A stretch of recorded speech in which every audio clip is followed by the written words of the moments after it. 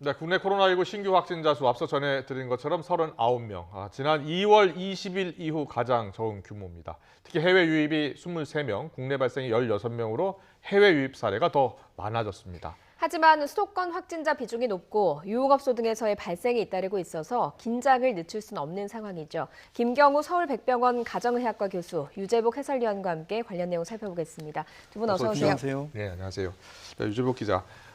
이제 39명이 됐어요. 네네. 지난주 다 100명대였고 이번 주는 이제 계속해서 40명대, 50명 잠깐 올라갔다 다시 39명까지 떨어졌는데요. 어떻게 네네. 보고 있습니까? 숫자도 숫자지만 네. 유동성, 그러니까 예측 불가능성 측면에서 보면 지금 그 전체 발생 환자의 거의 정확하게 절반 정도는 외국에서 감염돼서 들어오는 경우고 예. 절반 정도는 이제 국내에서 순수하게 발생하는 그런 경우인데요. 예. 사실은 외국에서 들어오는 경우는 대부분 공항이나 이런 곳에서 이제 자가격리가 잘 되면 금방 찾아내서 이제 방역하기가 그렇게 어렵지 않습니다. 그래서 그 실제 순수 국내 발생만 보면 1, 20명 단위거든요. 예. 그렇게 되면 상당히 안정적으로 가고 있다라고 평가를 내릴 수는 있죠. 예. 그리고 더구나 오늘 이제 주목할 것은 경상북도에서는 발생이 없었고 예. 대구에서도 이제 적은 숫자가 나오기 때문에 일단 서울 수도권 중심으로 한 산발적 그 발병만 제대로 관리가 되면 네. 안정적인 그 발생 숫자는 계속 가지 않을까 이런 조심스러운 예측도 할 수 있겠습니다. 예. 네. 오늘 확진자가 39명이 나온 내용에 대해서 정부가 브리핑을 했습니다. 이 내용을 들어보고 더 이야기 나눠보도록 하겠습니다. 월요일과 화요일에는 47명, 수요일 53명에 이어 오늘은 39명의 신규 확진 환자가 보고되었습니다. 지난 2월 18일 31번째 환자가 발생하고 이틀 뒤인 2월 20일에 신규 확진 환자가 53명으로 증가한 이후 약 50일 만에 확진 환자 발생이 처음으로 30명대에 이르렀습니다. 이는 우리 사회 모든 구성원이 각자의 위치에서 제 역할에 최선을 다해 주신 덕분이라고 믿습니다. 네, 교수님. 지금 당국에서 발표를 했습니다만 50일 만에 30명대로 이제 신규 확진자가 나왔다 이렇게 발표를 했는데 최근 그 확진자 움직임 어떻게 보십니까? 네, 말씀하신 것처럼 그 절반 이상은 또 해외 유입 사례, 예. 검역 단계라든지 그런 데서 밝혀지고 있고요. 그러니까 실제로 있는 것은 10건에서 20건 이하인데 네. 이것은 이제 그 2주 전에 전파 상황을 반영한다고 볼 수 있겠고 예. 그러니까 오늘 어디선가 일어나고 있는 전파는 내일 통계에 나오지 않고 한 2, 3주 있다가 이제 나오는 걸로 볼 수가 있겠고요. 예. 그리고 이제 숫자 자체도 이제 한 명이더라도 그 이제 새로운 집단에서 발견이 되면 그 집단에서 추가로 더 많은 인구 감염자가 나올 수 있다는 것을 항상 염두에 둬야 될 것 같고요. 저희가 이제 이렇게 숫자가 줄었을 때 대규모 전파가 있었던 경험이 이미 한 번 있었기 때문에 그때도 확진자가 0명이 며칠 동안 지속되다가 예. 대구 영부에서 신천지 교회 사건을 통해서 대규모 폭발이 있었는데 우리가 사회적 거리, 신체적 거리 두기를 조금 소홀히 하면 그 제2의 대구 경북과 같은 대규모 전파 사건은 언제든지 일어날 가능성은 항상 있겠습니다. 네. 고강도 사회적 거리두기를 연장했는데 어느 시점이 되면 사실 어느 정도가 되면 생활 방역 체계로 전환을 해야 되지 않겠습니까? 어느 정도 돼야 그게 가능하다고 보십니까? 네, 그 어떤 확진자 통계를 하나 잡을 수도 있겠지만 그거보다는 우리가 이제 어느 정도 준비가 돼 있느냐 시스템이 그러니까 지금까지 발생했던 사례들, 그러니까 교회라든지 또 요양병원이라든지 이런 학교라든지 이런 학원이라든지 이런 시설에 대한 집단 감염에 대한 예방 조치를 얼만큼 잘 하고 있는가. 그리고 또 이번에 또 우리가 좀 소홀히 했던 그 유흥업소 중심의 어떤 밀접한 다중이용시설에 대한 관리를 우리가 좀 빠뜨린 것이 없는가 이런 것들을 한번 어느 정도 준비가 되는지 봐야 될 것 같고요. 예. 예. 또 우리가 모르고 있는 어떤 감염자를 조기에 발견해낼 수 있는 어떤 그런 서베일런스 시스템이 되어 있는가. 그래서 오늘 방역당국에서는 4명에서 10명 정도의 검체를 한 번에 검사해서 음성 여부를 찾아낼 수 있는 그런 방법을 발표하셨는데요. 그것처럼 우리가 좀 더 이제 감시망을 좀 확대하고 미리 선제적으로 할 수 있는 시스템을 갖추고 있는가. 그리고 이제 다시 한번 이제 대규모 이런 감염자가 생겼을 때 우리가 신속하게 대응하고 신속하게 그분들을 적재적소에 치료할 수 있는 시설과 자원들을 준비하고 있는가. 이런 것들을 좀 다 종합적으로 봐서 대비를 하면서 좀 수위를 낮출 수 있지 않을까 이렇게 생각이 됩니다. 네, 아직은 고강도 사회적 거리두기가 좀 더 필요하다고 이해가 되는데요. 오늘 방역 당국에서 지금 확진자는 줄었지만 조용한 전파의 시가 아닌가 그런 그래서 좀 긴장하고 있다, 긴장을 놓지 않고 있다 이렇게 발표를 했거든요. 의미가 있는 발언이에요.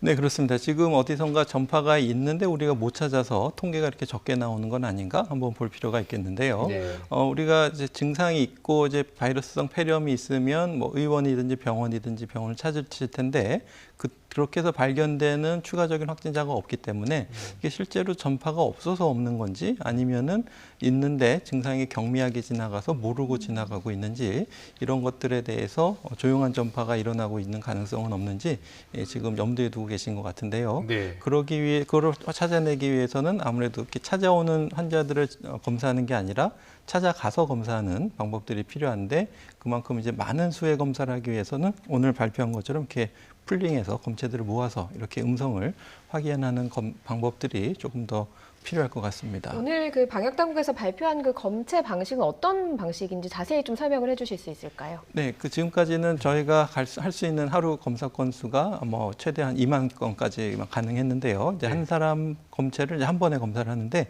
그걸 10명 거를 모아서 하나의 검체로 만들어서 하게 되면 최대 하루에 뭐 10만 명, 20만 명까지 할 수 있다는 통계적인 계산이 나오거든요. 물론 거기서 양성이 나오면 10명 중에 1명만 있어도 양성이 나오기 때문에 양성이 많이 의심되는 사람들을 대상으로 하는 건 아니고 음성인지 확인하는 것이 필요한 사람들을 대상으로 검체를 모아서 검사를 해서 이게 음성이다 이런 것을 확인하는 것을 고위험 집단부터 이제 검사를 주기적으로 시행을 하시겠다는 발표가 되겠습니다. 예.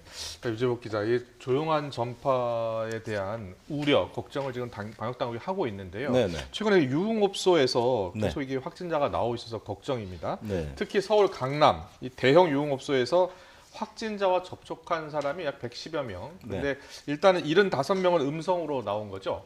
그렇습니다. 예. 현재 일단 그 건물을 좀 말씀드리면요. 네. 그 유흥주점인데요. 그 건물의 18층짜리고요. 예. 지하 1, 2층이 유흥주점입니다.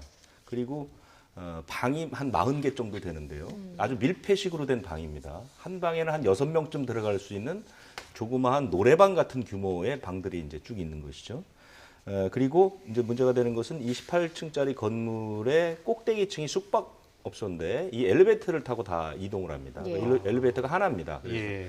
사람들이 밀접하게 접촉할 수 있는 공간, 일단 그 유흥업소의 방, 그다음에 엘리베이터 이런 것들이 실제로 그 정도 좁은 공간에서 뭐 같이 술을 마시거나 노래를 부르면 비말뿐만 아니라 에어로졸 감염도 가능할 정도의 환경입니다. 보면 예. 그런 상황이고요. 그런데 그리고 이제 손님이 굉장히 많았다고 하죠. 하루에 뭐 수백 명이 찾아왔다고 예. 하는데 왜 명단이 117명밖에 안 되느냐 이런 의문점을 가질 수 있는데요. 예. 예. 그 유흥주점은 CCTV가 설치되어 있는데 CCTV를 껐다고 합니다. 그 손님들의 항의를 받아서 왜냐하면 이제 혹시라도 감염이 되면 그 CCTV에 다른 손님까지 얼굴이 나오면 안 된다라는 항의가 있어서 예. 그 CCTV를 꺼버렸다고 하고요. 그래서 지금은 그 고객 장부를 넘겨받아서 이제 거기서 1차 조사를 한 겁니다. 예. 그래서 일단 그 확진자가 현재는 그 안에서 일한 확진자는 현재 36살 여성 1명만 지금 확인이 돼 있고요. 그 32살 여성은 동선이 아직까지 파악이 되지 않고 있습니다. 그건 왜냐하면 이제 이 사람들이 자기 직업을 프리랜서 이렇게 적었기 때문에 이제 혼선도 있었고요. 그래서 현재까지는 117명 정도만 명단이 확보돼서 지금 이제 검사를 받고 있는 거고요. 검사를 대기하는 사람도 수십 명 있습니다. 근데 아마 그 고객 장부를 이제 심도 있게 검사를 해 보면 그리고 이제 주변의 기지국 같은 데에서 그 전파를 추적하다 보면 이거 이동하는 그런 동선들이 나오거든요. 예. 그래서 이제 서울시에서는 모든 방법을 총동원해서 거기에 온 손님들이나 접촉자들을 찾아내겠다. 이 사람들의 역학조사를 다 하겠다. 이런 방침입니다. 예. 뭐 유흥업소 특성상 말씀하신 대로 좀 드러나기가 어려운 구조다 보니까 네.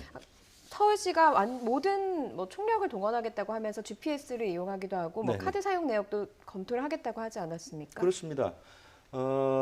유흥업소의 특성상 일단 고객 장부에 이제 이 유흥업소가 술집이 회원제로 운영이 되고 있기 때문에 회원의 명부나 연락처나 이런 것들이 있다고 합니다. 예. 이런 명부를 받은 것이죠. 고객 명부를. 그런데 사실 이제 외부로 자신이 드러나는 게 조금 곤란한 사람들 있지 않습니까? 예. 뭐 연예인이라든가 운동선수라든가 이런 분들은 조금 그런 걸 꺼릴 수 있고요. 그다음에 그런 분들은 신용카드를 쓰지 않고 현금으로 결제했을 가능성도 있습니다. 그렇기 때문에 이 술집에서 제출한 고객의 명단만 가지고 100% 맞다라고 확인할 수가 없습니다. 예. 그런데 문제는 한 명이라도 누락이 되면 그 누락된 사람이 어디에서 어떤 감염을 일으킬지 모르기 때문에 서울시에서는 여러 가지 방법을 동원해서 그곳을 방문했던 사람들을 다 찾아내겠다. 이런 방침인 것이죠. 예. 자, 교수님이 유흥업소 가면 상당히 걱정스러운데요. 지금 앞서 유재복 기자가 설명한 것처럼 이 역학조사가 좀 이루어져야 되는데 CCTV가 다 꺼져 있었고요. 하루에 500명 정도가 직원 손님까지 합치면 방문하는 곳인데 지금 117명만 확인이 됐거든요. 이거 어떻게 방역해야 됩니까? 일단은 말씀하신 것처럼 최대한 어떻게 찾아내 역학조사를 어떻게 할 것이냐의 고민도 필요할 것 같고요. 예. 또 하나는 아예 조금 이런 데서 좀 영업을 자제하실 수 있도록 지금도 이제 영업 중단 예. 명령을 내리셨는데요. 그래서 아무래도 이것이 이제 금방 끝날 건 아니고 백신이 나오고 또 백신을 다량 생산해서 접종하기까지는 2, 3년 이상 걸리거든요. 예. 그렇기 때문에 이런 업종을 좀 다른 데로 뭐 전환한다든지 아니면은 어떤 방역 지침을 준수하면서 영업을 하게 한다든지 조금 뭔가 좀 구조적인 대책이 좀 필요할 것 같고요. 접촉자를 좀 찾아야 되는데요. 네네. 확진자와 접촉한 이 접촉자를 좀 찾아야 되는데 지금 일단은 뭐 서울시가 총력을 다해서 지금 찾아낸다고는 하는데 네. 이게 지금 굉장히 위험한 상황 아닙니까? 네, 그래서 지금 그렇습니다. 자발적인 어떠한 검사라든지 신고가 지금 필요한 상황이죠. 맞습니다. 그래서 그냥 일반적인 뭐 술집 이런 데는 사실은 뭐 좀 자발적으로 참여를 좀 더 독려할 수 있을 것 같고요. 이제 유흥업소 같이 말씀하신 것처럼 드러내기 어려운 부분 같은 경우에도 좀 다양한 방법, 아까 GPS 말씀도 하셨고 만약에 그 업소 내 CCTV는 사실은 이제 그 안에서 접촉이 어떻게 일어났는지를 파악하는 거고 누가 방문했느냐 자체보다는 네. 그래서 누가 방문했느냐를 조금 더 이렇게 다양한 뭐 명단을 확보한다든지 이런 노력도 좀 필요할 것 같고요. 나중에는 결국 우리가 이제 다중 이용 시설을 지금 이용할 때 어떤 자기 명단 이름을 쓰고 핸드폰 연락처도 적고 열도 재고 이런 걸 하고 있는데 이러한 그 집단 이용 시설에 대한 지침을 이런 데도 좀 적용해서 나중에 이제 거기서 이제 어떤 감염 사건이 생겼을 때 거꾸로 그 기록했던 명단을 가지고 이제 추적을 한다든지 아니면 이렇게 손으로 쓰는 게 조금 뭐 좀 그러면은 이제 휴대폰을 통해서 인식을 해서 자동으로 이렇게 시설을 이용한 언제 어디를 이용했는지 등록한다든지 다양한 방법으로 이용한 장소 이런 것들을 물론 이제 개인 사생활 침해 부분도 있지만 이제 해외 사례를 좀 봐서 어떤 개인의 아이디를 좀 암호화해서 노출되지 않게 한다든지 좀 다양한 방법을 구상해보는 것이 필요할 것 같습니다. 예. 지금 강남 유흥주점에서 확진 사례가 나온 이야기를 계속해서 하고 있는데요. 이 집단 발병이 일어난 그 사례들을 보면 신천지, 또 종교시설, 실내체육시설, 병원 이렇게 집단 발생이 나타나고 있는 추세였습니다. 그런데 최근에는 또 다른 주점에서도 확진자가 나오면서 주점을 중심으로 확진자가 늘어나고 있는 상황입니다. 관련 브리핑을 듣고 질문 이어가겠습니다. 서울에서는 서초구 소재의 주점의 리퀴드 소울과 관련하여 4월 6일 이후 현재까지 4명의 확진자가 확인되어 역학조사가 진행 중에 있습니다. 경기 지역에서도 평택시의 와인바와 관련하여 4월 4일 이후에 4명이 추가로 확진되어 현재까지 17명의 확진자가 확인되었습니다. 이 외에도 서울 강남구 소재 유흥업소 종사자 중에서도 2명의 확진자가 발생하는 등 유흥시설은 밀폐된 장소의 특성상 감염 전파가 쉽게 일어날 수 있으므로 각별한 주의를 당부드립니다. 유재복 기자, 이 설해마을 술집에서 확진자가 지금 4명에서 또 5명까지 늘었나 봐요. 네네. 예. 그 리퀴드 소울이라고 하는 그 칵테일을 마실 수 있는 술집이라 하는데요. 네. 그 이제 업주가 40살 남성인데 예. 이 업주의 부인이 네. 그 항공사 직원입니다. 아. 그래서 지난달 미국을 다녀왔습니다. 그래서 아마도 거기서 감염이 된 것 같고요. 그래서 이제 그 남편까지 감염을 시켰고 예. 그 술집의 종업원, 20대 부인, 남편 종업원, 종업원. 예, 20대 예. 종업원이 감염이 됐고요. 그 다음에 20대 종업원의 친구인 방문객, 손님이 이제 감염이 됐는데 이 손님은 그 노량진 그 공무원 학원, 네. 그 학원의 수강생입니다. 아, 그 수강생이 5일 수강을 하고 6일 확진 판정을 받았죠. 그리고 또 한 명은 이 방문객의 친구인 접촉자 이렇게 해서 이제 모두 5명이 확진이 됐고요. 현재 접촉자는 200여 명 정도가 된다고 하고요. 예. 그 검사를 좀 받고 있는데 사실 이 술집 같은 경우는 여러 사람들이 많이 이제 그 손님으로 왔다 갔다 했는데도 불구하고 확진자들을 보면 상당히 밀접한 접촉자들입니다. 부부, 종업원, 친구 이런 관계거든요. 네. 그러니까 술집을 가서 그냥 뭐 같이 그 술집 안에서 술만 마셨다고 해서 반드시 감염되고 그러는 것은 아니니까요. 이런 분들은 사실은 자기가 이 시기에 이런 그 술집을 방문했다면 스스로 보건당국에 연락을 해서 검사를 받아보는 게 자신을 위해서도 좋고 예. 또 주변 사람들을 위해서 좋다고 생각을 합니다. 그 예. 노량진 그 수강생의 경우에는 이 설해마을 술집보다 먼저 확진 판정을 받았다고 저희가 전해 듣지 않았습니까? 이렇게 보면 좀 지역적으로 이렇게 발생을 하는 경우들이 퍼지고 있는 것 같은 느낌이 좀 들거든요. 글쎄요, 이게 뭐 어찌 보면 이제 공교로울 수 있는데요. 그러니까 발생이 용이한 그 곳들이 있죠. 예. 지금 말씀드린 것처럼 학원 예. 또는 뭐 이런 술집, 예. 그다음에 무슨 뭐 병원 이런 것처럼 사람들이 촘촘하게 같이 그 시간과 장소를 공유할 수 있는 곳은 사실은 퍼지기가 굉장히 쉬운 곳입니다. 이런 곳들이 이제 한두 개가 서로 엮여지게 되면 전파가 상당히 다른 곳보다 빠르게 번질 수 있는 곳이죠. 예. 그러니까 학원 수강생이 술집에서 감염됐다 하면 또 학원에 가서 그때 같이 강의를 들었던 학생들이 한 50여 명 되고요. 직원까지 하면 숫자가 꽤 많거든요. 이 사람들에게 언제든지 감염을 전파시킬 수 있다는 것이죠. 그리고 특히 노량진 공무원 학원은 학생들이 처음 들어갈 때 7대 수칙 가운데 가장 중요한 발열 검사를 안 했습니다. 예. 그 수강생들이 강의를 들어갈 때 항상 건물 들어가기 직전에 발열 검사를 받고 열이 없을 경우에만 입장을 시켜야 되는데 이 과정이 없었다는 것이죠. 예. 그렇기 때문에 이 노량진 그 학원도 상당히 감염 위험이 클 수 있거든요. 예. 그렇게 되면 이제 2차, 3차, 4차 감염을 일으키면서 빠르게 퍼져나가는 것이죠. 네, 교수님, 이 학원 수강생, 노량진 학원 수강생 같은 경우에는 5일날 수업을 듣고 그리고 6일날 확진 판정을 받았습니다. 보통 우리가 방역조사를 역학조사를 이틀 전까지 하고 있는 거 보면 이틀 전까지도 감염시킬 가능성이 높다는 거 아니에요? 맞습니다. 우리가 이제 증상이라는 건 이제 주관적이기 때문에 예. 내가 언제 증상을 느꼈다는 게 정확하지 않을 수 있고요. 또 좀 모호하게 시작되기 때문에 그래서 좀 더 여유 있게 잡아야 되고 증상이 시작되기 직전에 그때 바이러스 양이 많기 때문에 충분히 감염력이 높기 때문에 증상이 생기기 처음에 이제 하루 전으로 했다가 이제 이틀 전으로 더 확대를 해서 역학조사가 이루어지고 있고요. 아무래도 이런 학원과 계속 이제 어떤 요구는 있고 그래서 좀 이런 밀접한 환경을 조금 피할 수 있게 조금 공간을 좀 넓게 해야 될 것 같은데 아무래도 좀 뭐 경영에 어려움이 있어 넓은 공간이 어렵다든지 그러면은 제 생각에는 뭐 좀 다른 공공시설에 좀 넓은 공간을 같이 좀 할애해서 학원이 그쪽을 뭐 거리두기를 해서 한다든지 다양한 좀 지원책이 좀 필요하지 않을까 생각이 됩니다. 네. 방역 당국이 사실 뭐 음식점이라든가 주점이라든가 이런 다중 이용 시설을 권고하는 내용들을 보면 네. 반드시 마스크를 써야 한다라든가 뭐 그다음에 장부를 그러니까 고객 장부를 적어야 한다든가 네. 이런 지침들이 있지 않습니까? 그런데 그렇습니다. 사실은 이렇게 좀 지켜지기 어려운 환경인 건 맞는 거죠. 그래서 서울시가 행정명령을 내려서 모든 유흥주점들은 이제 19일까지는 문을 닫아라고 얘기를 한 예. 것이죠. 네. 왜냐하면 유흥주점에서 마스크를 쓰고 서로 뭐 술을 마시거나 노래를 부르거나 하는 건 사실상 불가능하고요.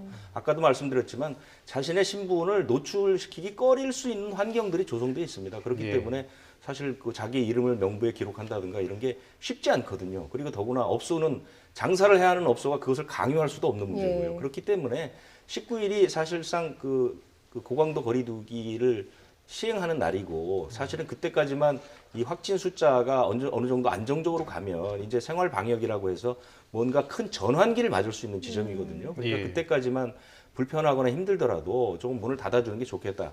이렇게 해서 서울시에서 이제 이런 그 정책들을 펴게 된 것이죠. 예. 네, 김경호 교수님, 이 최근이에요. 지금 술집에서 계속 확진자가 나오는 게 처음에는 이제 병원 그리고 또 이런 종교 시설, 체육 시설 이렇게 그곳에서 이제 많이 나오다가 물론 이 술집도 여기서 확진자가 많이 나올 가능성이 높다고는 했었는데 그동안은 좀 나오지 않다가 최근에 이렇게 많이 나오는 이유는 어디에 있을까요?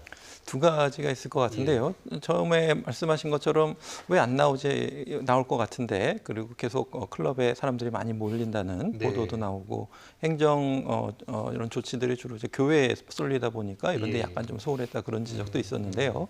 아마도 그 클럽 중심으로 이미 있었을 텐데 조용한 전파라는 것처럼 이렇게 증상이 없이 아니면 경미하게 지나가고 사람들이 그것을 밝히지 않고 증상이 있는데도 검사를 안 받는다든지 예. 이렇게 해서 모르게 지금 지나가면서 퍼지고 있을 가능성도 둬야 될 것 같습니다. 그래서 네. 지금 강남 유흥업소 같은 경우에도 본인이 어떤 신분을 속이고 접촉자를 속이는 과정에서 본인이 미용실에 얘기해서 밝혀진 거기 때문에 네. 역학조사에서 조금 좀 너무 본인의 진술에만 믿다가 또 좀 약간 늦게 된 부분도 있는데요. 그러니까 우리가 이렇게 모르게 뭔가 놓치고 있는 그런 가능성도 충분히 있기 때문에 이제 보다 조금 더 사회적 거리두기 운동에 조금 더 적극적으로 참여해 주셔야 될 것 같고 만약에 저희가 이걸 안 했다라면 그렇게 감염된 분들이 어떤 교회라든지 어떤 집단 시설에서도 대규모 유행이 일어났었을 수도 있었을 것 같거든요. 네. 그래서 좀 사회적 거리두기로 좀 억제되어 있는 상태이기 때문에 저희가 방심하는 사이에 이렇게 모르고 있던 조용한 전파들이 대규모 전파 사건을 또 일으킬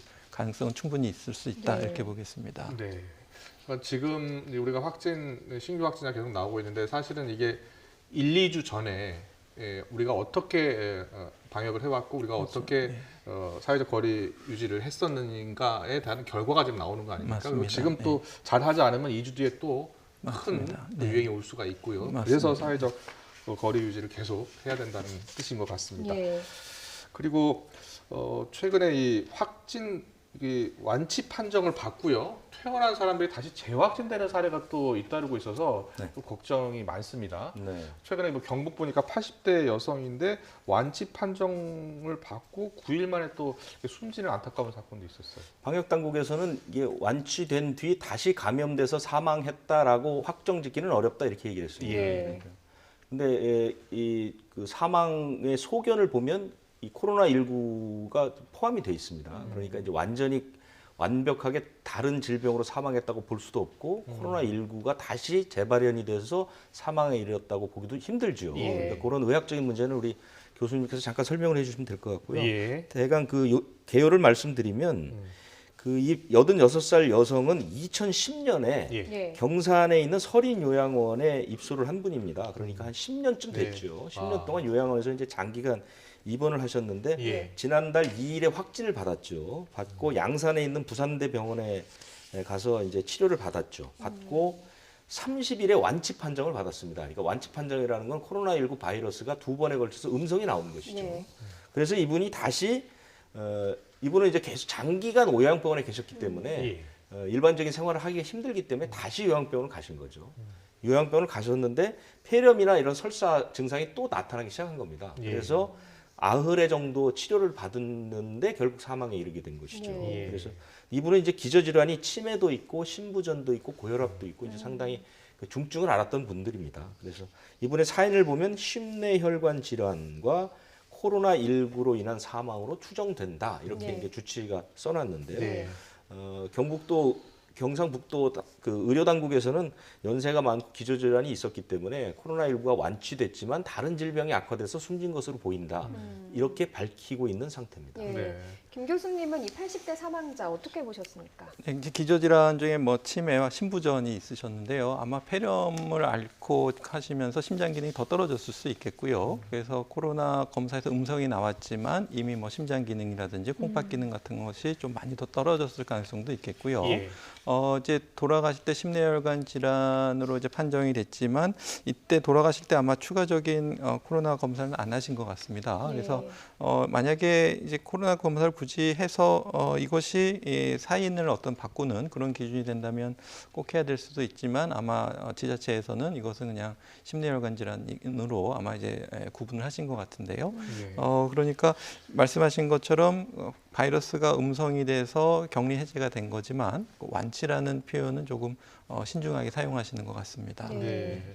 지금 우리나라도 재확진 사례가 조금씩 늘고 있지만 중국 같은 경우는 우리보다 저 재확진 비율이 조금 더 높다면서요? 뭐 당연히 환자가 우리보다 훨씬 많으니까요. 음. 재확진 비율도 많고 무증상 환자도 많고요. 예. 근데 중국은 일단 그 한 가지 전제로 둘 것은 이 통계가 100% 신뢰하기가 좀 쉽지가 않습니다. 예. 그래서 일단 중국의 사례는 이 코로나 사태가 완결이 된 다음에 좀 예. 깊게 들여봐야 될 것 같고요. 예. 어쨌든 재확진이라고 얘기하기는 어렵고 또 재활성화라고 얘기할 수도 있지만 예. 어쨌든 예. 완치 뒤에 다시 병이 오는 경우 증상이 없는데 코로나19 양성 판정을 받는 그런 경우는 세계적으로 거의 공통적으로 일어나는 현상이다. 예. 여기까지는 확실한 것 같습니다. 예, 김 교수님 재확진과 관련해서요. 보건당국도 역학조사에 나서지 않았습니까? 뭐 다시 전파시킬 가능성이 있는지 이런 것들을 좀 보겠다라고 했는데 어떻게 보셨습니까? 네, 말씀하신 것처럼 아직 코로나19에 대해서 좀 많이 밝혀지지 않은 부분이 많이 있는 것 같습니다. 예. 그래서 대부분 경증은 바이러스에 노출된 다음에 우리 몸에서 이제 1, 2주 뒤에 항체가 나오면서 바이러스를 자연 면역으로 이기는 예. 대부분의 많은 완치 환자분들이 항바이러스를 쓰든지 뭐 아니면 자연적인 경과 관찰로 호전이 되셨는데요.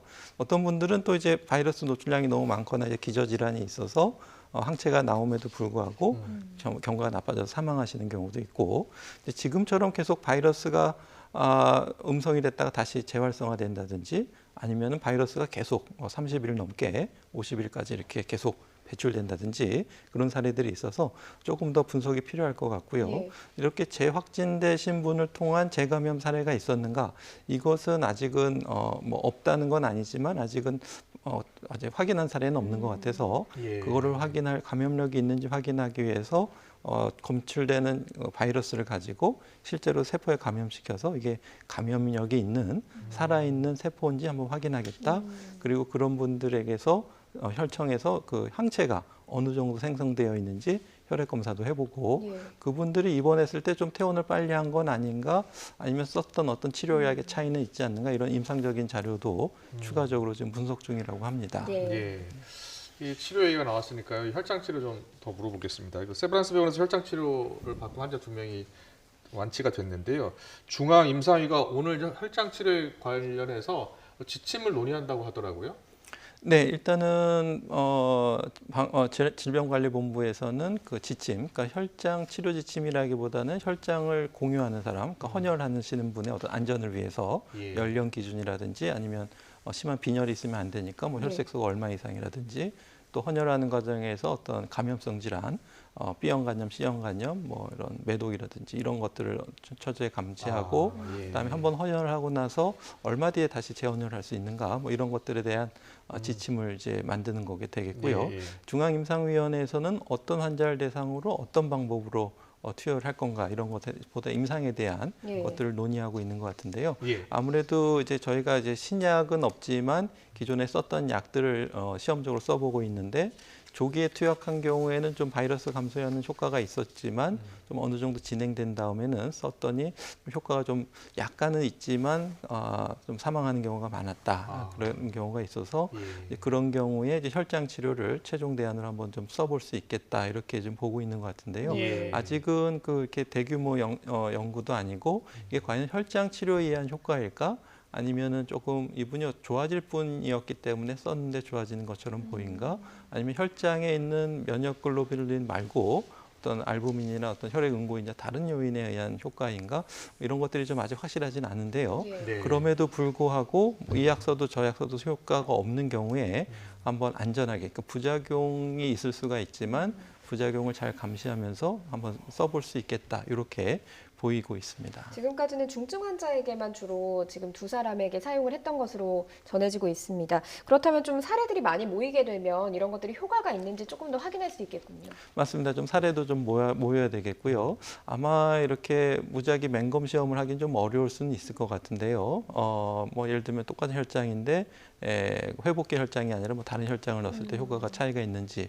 근데 그렇게까지 디자인하기에는 조금 뭐 윤리적인 검토라든가 시간적인 뭐 뭐 모르겠습니다. 그런 것까지 해야지 조금 더 효과를 잘 알 수가 있겠는데 일단 그래도 아직까지는 한번 마지막 대안으로 한번 써볼 수가 있겠는데 말씀하신 것처럼 혈장을 채취하는 과정이라든지 또 혈장을 투여했을 때 괜히 생기는 부작용의 위험성이라든지 이런 것 때문에 좀 신중하게 잘 선택해서 사용이 될 것 같습니다. 예. 그렇군요. 유지복 기자, 이 혈장 치료는 네. 세브란스 병원뿐만이 아니라 우리 전국 곳곳에서 지금 혈장 치료를 한 그 병원들이 좀 있죠. 이거 메르스 때도 했습니다. 예. 그 메르스 때 지침도 있습니다. 그러니까 그 회복기 혈장을 14일에서 3개월 사이에, 그러니까 회복된 뒤 14일에서 3개월 사이에 예. 한 번에 500ml씩을 확보해서 예. 치료에 사용해라. 이게 이제 메르스 때 지침입니다. 예. 오늘 그 중앙임상위에서도 아마 이제 이런 부분들이 논의가 될 텐데요.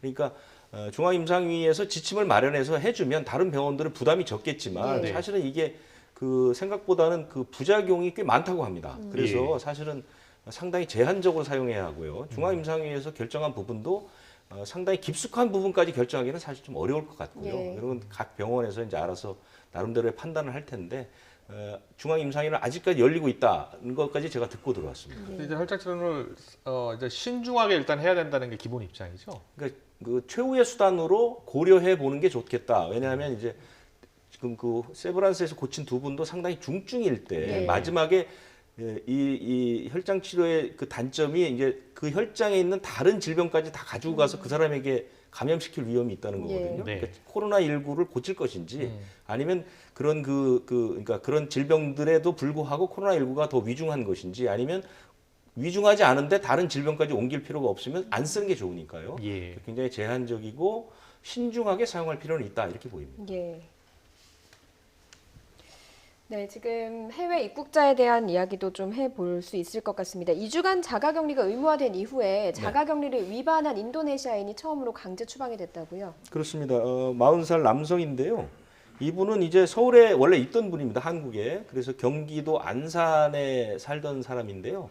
지난 4일에 들어오면서 거주지를 경기도 안산이라고 쓰고 자기는 그 경상북도 김천시에 자기 아는 사람을 찾아간 거죠. 예. 그러니까 자가격리의 규칙을 위반한 것이죠. 예. 그래서 그 자기 장소를 이탈했기 때문에 추방 결정이 난 것이죠. 네. 이렇게 결정이 난 것이고 그다음에 이제 그 군산에서 휴대전화 집에 놓고 예, 공원에 예. 놀러 예. 갔던 베트남 유학생 3명 예. 이 사람들도 추방이 결정이 됐습니다. 근데 문제는 베트남은 지금 어떤 사람도 입국할 수가 없습니다. 그래서 이 사람들이 베트남으로 돌아갈 수 있을지는 조금 더 상의를 해봐야 될 것 같습니다. 예. 예. 그리고 유재복 기자, 몇 가지 질문을 좀 드리고 싶은데 온라인 계약이 오늘 첫날이었잖아요. 네네. 전체적으로 어땠습니까? 처음이다 보니까 좀 시행착오가 있었던 것 같은데 어땠습니까? 어느 곳에서는 꽤 심각했고요. 아. 또 어느 예. 곳에서는 큰 문제가 없었고요. 예. 그리고 우리가 걱정했던 것 가운데 오늘 당장 떠오른 가장 큰 문제는 접속의 안정성입니다. 그러니까 예. 인터넷 접속이 불안정해서 자꾸 다운되거나 접속이 끊기는 경우가 상당히 많았고요. 예. 그러니까 오늘 9시에 이제 일제히 접속을 하면서 많은 학교에서 컴퓨터가 서버리는 경우가 많았는데요. 네. 지금 우리나라의 그 모든 그 학교들은 두 가지 경로를 통해서 이제 컴퓨터 접속을 해서 수업을 할 수 있는데요. 예. 네. 하나는 EBS의 온라인 클래스라는 게 있습니다. 예. 이거는 한 300만 명 정도가 동시에 접속할 수 있도록 이제 용량을 키웠는데요. 예. 실제로 오늘 여기서 상당히 장애가 많았습니다. 아, 그래서 예. 어차피 오늘하고 내일은 점검 기간이기 때문에 쌍방향 수업을 하는 곳은 그렇게 많지 않고요. 컨텐츠형, 그러니까 미리 만들어 놓은 것을 틀어주는 방식으로 진행이 됐고 9시에 대부분 학교에서 개학식을 온라인으로 했습니다. 예. 그래서 교장 선생님 훈화 같은 것을 9시에 올렸는데 9시에 그 모든 학교에서 접속하자마자 상당히 많은 학교에서 그 화면이 서버린 것이죠. 예. 그런 경우가 많이 일어났습니다. 예. 그런데 또 하나는 이제 한국교육학술정보원의 이학습터라는 게 있거든요. 이곳은 다행히 큰 장애 없이 전체적으로 원활하게 수업이 이루어졌다고 하고요. 예. 그런데 지금 오늘 그 수업 받은 학생들이 고3이 한 44만 명, 중3이 41만 명이니까 이제 85만 명 정도인데요. 일주일 뒤에는 550만 명이 동시에 접속을 합니다. 예. 그러니까 남은 일주일 동안 과연 이 접속 불량 문제를 어떻게 해결할 것이냐, 이게 상당히 큰 관건이 되겠죠. 예. 네. 아, 그렇군요. 오늘 오늘 고3, 중3 학생들로 시작했고 다음 주 16일부터는 고등학교 1학년, 2학년, 중학교 1학년, 2학년도 예. 다 받아야 되니까요. 충분히 이제 대비를 좀 해야 될 것 같습니다. 오늘은 여기까지 듣도록 하겠습니다. 지금까지 김경우 서울백병원 가정의학 교수 그리고 유재복 해설위원이었습니다. 잘 들었습니다. 네, 감사합니다.